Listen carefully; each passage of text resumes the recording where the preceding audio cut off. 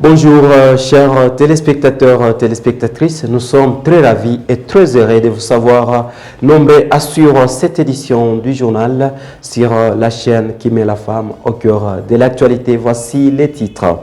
Des mouvements citoyens demandent l'amnistie de certains acteurs pour favoriser les dialogues inclusifs annoncés par le président Félix Antoine Tshisekedi. C'était lors d'une marche pacifique organisée ce 28 juillet 2026 dans la ville de Bukavu. Les détails assurés dans cette édition du journal.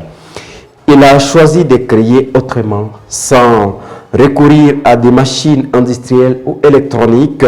C'est avec ses mains, une aiguille et une grande dose de créativité qu'il donne vie à des costumes traditionnels qui célèbrent des patrimoines culturels congolais, tout en portant un message fort en faveur de la protection de l'environnement. Lauréat de la deuxième édition Made in Bukavu sera notre invité dans cette édition du journal. Bienvenue à suivre les détails.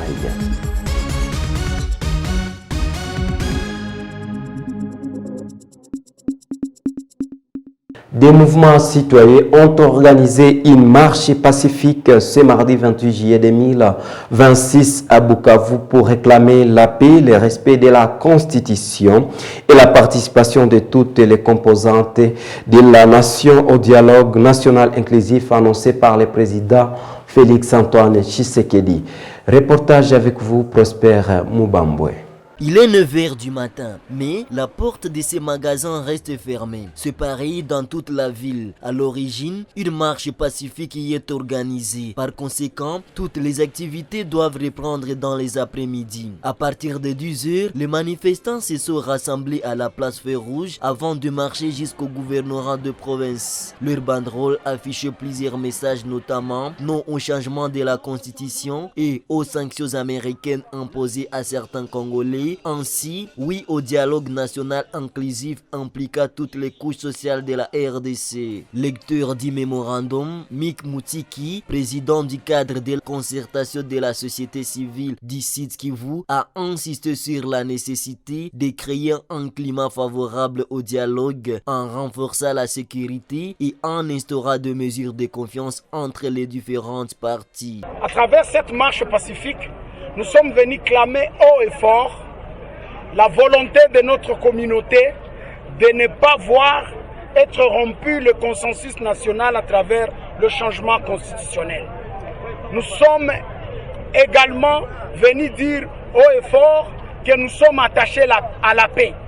Mais la logique des sanctions ne favorise pas la paix, étant entendu qu'il touche les principaux acteurs aux négociations. Réceptionnant ces derniers, le gouverneur sous l'AFC 123 Patrick Boussou-Bouangui a assuré les marcheurs qu'ils transmettraient leurs revendications acquises des droits. Pour Prince Birindoa, coordonnateur de l'Union des partisans pour la citoyenneté responsable UPCR, cette marche constitue un moyen d'expression face à ce que traverse le pays. Alors que nous sommes en train d'observer tout ce qui se passe actuellement dans notre pays et vu qu'on n'allait pas rester mains croisées ou indifférents par rapport à ce qui se passe, nous avions décidé d'accompagner aussi les différents mouvements citoyens qui sont venus participer à cette marche.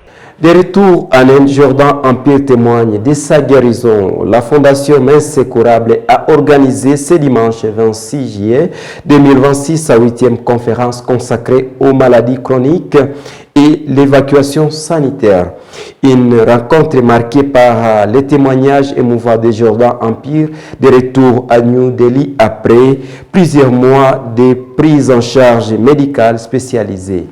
Kosna Mouigwa pour plus de détails. À cette occasion, Joëlla Sambo a lancé un appel à la solidarité en faveur de personnes confrontées à des maladies nécessitant des soins spécialisés et a invité chacun à tendre la main aux plus vulnérables. Il était parti en Inde pour des soins et aujourd'hui il est rentré. Nous devions normalement organiser une conférence pour échanger par rapport à ça, mais aussi par rapport aux maladies extracardiaques, comment les reconnaître, comment faire en sorte que la population et les personnes, bien les familles connaissent comment détecter les cas de maladies chroniques, notamment les maladies cardiaques. Tour de notre 37e cas.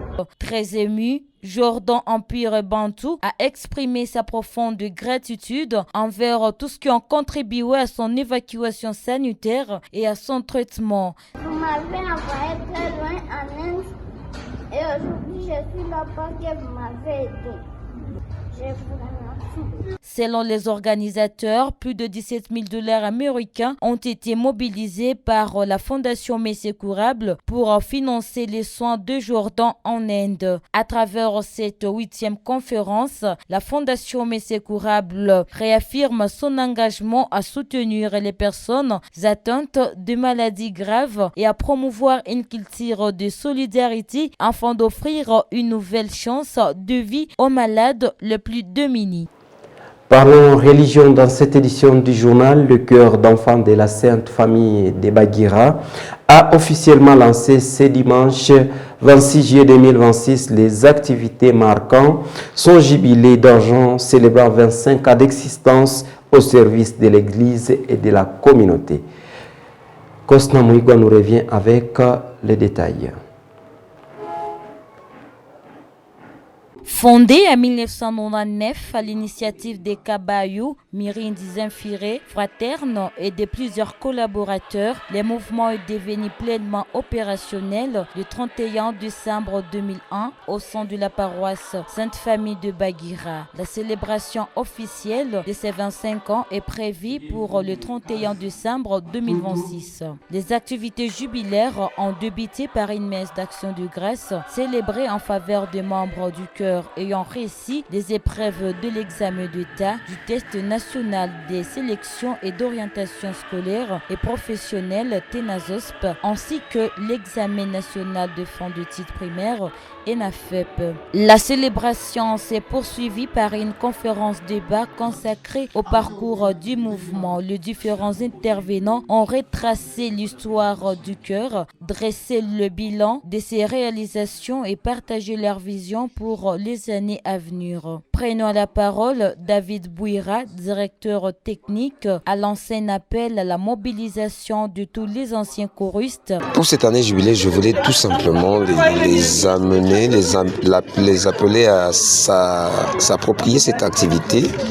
Nous venons de loin, nous allons encore très loin, et que donc aux parents, aux petits chanteurs de s'approprier toutes ces activités, de les vulgariser aussi auprès des différents partenaires. On ne sait jamais, on peut avoir des appuis par-ci par-là, mais aussi pour faire savoir au monde ce que nous avons fait pendant les 25 ans et ce que nous comptons faire pour les jours à venir. Les parents, de fidèles, de partenaires afin de faire de ces jubilés un événement mémorable. Au-delà de cette journée de lancement, plusieurs activités sont inscrites au programme avant la célébration officielle du 31 décembre 2026. Dans sa tradition, la coalition Jeunesse, Paix et Sécurité du Sud Kivu a tenu sa réunion mensuelle ce jeudi 30 juillet 2026, une occasion qui a permis le lancement officiel des activités du mois de la jeunesse. Prosper Moubambwe. Au cours de cette rencontre, le comité de pilotage a procédé à la lecture du rapport des activités du mois écoulé, marquant ainsi la clôture de juillet et le lancement officiel des activités dédiées au mois de la jeunesse. Parmi les activités retenues figure une conférence sur la diversité et la cohésion sociale dans la province, une campagne en ligne axée sur l'implication des jeunes et le respect de la diversité entre communautés et une campagne culturelle avec les artistes locaux pour promouvoir la paix. Blaise Baroumé, rapporteur de la coalition, a saisi l'occasion pour lancer un appel aux partenaires techniques et financiers afin d'accompagner la réussite de cette activité. La coalition Jeunesse Paix et Sécurité du Sud Kivu, une plateforme qui œuvre pour la consolidation de la paix dans la province du Sud Kivu. Elle regorge plus de 120 organisations. Elle s'est réunie aujourd'hui à l'hôtel Mont Kaouzi pour préparer la célébration de la journée internationale de la jeunesse. Aujourd'hui, nous avons décidé de travailler sur deux thématiques. La première, ça sera une question de travailler sur les campagnes en ligne qui portent sur l'implication de la jeunesse et le respect de la diversité entre nous. Et deuxièmement, il sera question de mener une conférence dans laquelle nous allons discuter sur la diversité et la cohésion sociale dans la province du Sud Kivu. Nous appelons les partenaires techniques et financiers qui œuvrent dans la province du Sud Kivu et même les organisations internationales de nous appuyer afin que nous puissions célébrer cette campagne dans les bonnes et dues formes. Mais aussi les organisations de la coalition Jeunesse, Paix et Sécurité, qu'elles puissent approprier la campagne, mais aussi que toute autre organisation et jeune dans la province du Sud Kivu passe un combat de tout le monde. Aujourd'hui, nous avons le plaisir de recevoir dans notre journal Paula Mpara, lauréate de cette deuxième édition Made in Bukavu. Au-delà de la récompense, cette distinction représente une véritable tremplin pour valoriser les savoir-faire, renforcer son parcours professionnel et promouvoir une mode locale, durable et profondément ancrée dans la valeur culturelle ou dans les valeurs culturelles congolaises. Bonjour Madame Paula et bienvenue dans notre édition du journal. Bonjour Monsieur Mitterrand, et ça me fait plaisir de m'avoir accueilli dans votre journal. Je suis très honorée. Merci beaucoup. Vous venez de remporter la deuxième édition de la compétition Made in Bukavu. Qu'est-ce que ça vous fait, madame? En tout cas, beaucoup d'émotions, beaucoup de joie, mais également, ça me fait plaisir de voir que nos talents sont révalorisés partant de la culture et de la collection que j'ai pu présenter. Je trouve que nous commençons petit à petit à revaloriser nos cultures. Et pour moi, c'est un plaisir aujourd'hui d'être à la tête de Made in Bukavu. Je crois que cette compétition pourra nous aider à approfondir et à célébrer nos cultures. Madame, votre collection Racines et Renaissance a remporté la deuxième édition de Made in Bukavu. Quelle histoire et quel message avez-vous voulu transmettre à travers cette création? À travers cette collection Racines et Renaissance, faite à la main, sans machine, sans colle, j'ai voulu célébrer nos traditions par la création de ces tenues, mais également affirmer la mode contemporaine et protéger notre terre. Cette collection qui est faite par de matériel recyclé, chaque pièce raconte une histoire et c'était la mode, ou c'est la mode qui se réinvente pour protéger notre terre et pour célébrer nos traditions. Vous réalisez vos créations principalement avec la main, mais également avec l'aiguille et techniques artisanales. Pourquoi ces choix? Pour moi, c'est d'abord le fait de montrer qu'au-delà de la modernisation ou de la modernité, nous sommes censés faire avec ce que nous avons. C'est-à-dire, ce ne sont pas tous les jeunes qui ont accès à des machines vraiment sophistiquées ou n'importe quelle machine. Mais moi, j'ai voulu montrer qu'au travers une aiguille, parce que nos grands-parents ou n'importe quel jeune peut se limiter à se dire que je n'ai pas une machine pour créer ou pour faire du travail. Mais moi, j'ai voulu montrer qu'avec la main, avec une aiguille, on peut confectionner beaucoup de tenues. Donc, il ne faudrait pas se limiter juste au matériel. Et en quoi cela contribue-t-il à l'environnement, mais également au savoir-faire traditionnel? Pour moi, c'est d'abord encourager d'autres jeunes. J'ai voulu montrer que c'est possible de faire à la main. C'est possible également de faire revivre la tradition par la mode. Donc, je me suis dit faire ces collections à la main avec des inspirations traditionnelles parce que je suis gardienne des traditions. Mais aussi, ça protège l'environnement parce que j'ai utilisé le matériel recyclé, le recyclage de forêt, le recyclage de l'eau ou de nos rivières, mais également le recyclage des déchets de cuisine qui autrefois salissaient les lacs, d'autres créaient des ordures dans nos poubelles. Mais moi, j'ai voulu récupérer ces recyclages pour en faire la beauté de notre tradition. Merci beaucoup, Paola. Pour finir, après cette victoire, quelles sont vos ambitions pour votre marque et quel message souhaitez-vous adresser aux jeunes créateurs congolais qui rêvent aussi de se lancer dans la mode? Chers jeunes, je suis très content de savoir qu'aujourd'hui je suis à la tête de Made in Bukavu et c'est vous qui m'avez couronné, c'est Bukavu qui m'a couronné. Et mon message à toute la jeunesse, c'est d'abord d'être courageux, d'être fort et de pouvoir garder la tête haute parce que non seulement je ne suis pas artiste couturière comme on peut le dire, je suis également médecin, c'est-à-dire le savoir-faire, la compétence n'exclut pas les études ou les études n'excluent pas les compétences ou les savoir-faire. Étant jeune, portant de rêves, soyons créateurs, soyons plus productifs pour le bien-être du Congo. Le Congo a besoin de nous. Et pour toute la population, c'est de montrer qu'aujourd'hui, nous voulons célébrer notre tradition.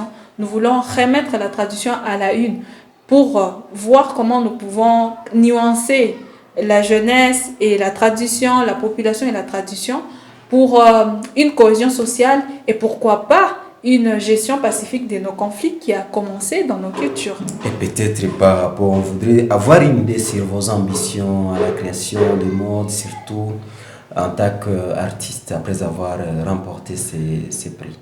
Mes perspectives en tant qu'artiste, je vais également faire le tour de territoire. Je vais rencontrer les chefs coutumiers pour d'abord approfondir mes connaissances. Mais également, nous en avons marre de voir les chefs coutumiers en train de marcher comme des personnes normaux. Donc, nous voulons le voir en tenue exigée, en tenue traditionnelle. Nous voulons voir le Congo respecter son patrimoine à travers la mode. Et pour moi, je vais aller sensibiliser d'abord les chefs coutumiers et puis nous allons descendre à Bukavu pour maintenant répandre cette culture. Merci beaucoup, Madame Paola. Ça a été pour nous un plaisir de vous recevoir sur ce plateau de Free Media. Merci beaucoup à Free Media. Merci. La tolérance est une vertu qui rend la paix possible, disent les sages. C'est la fin de cette édition du journal. Merci, chers téléspectateurs et téléspectatrices, d'avoir suivi cette édition. Au revoir.